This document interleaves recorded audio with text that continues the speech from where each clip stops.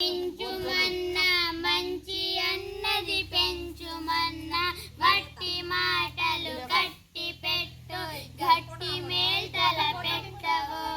పాడి పంటలు పొంది పొరల దారిలోను ఒక పాటు పడవు తిండి కలిగితే కండ కలగదోయ్ కండ కలవాడేను మనుషు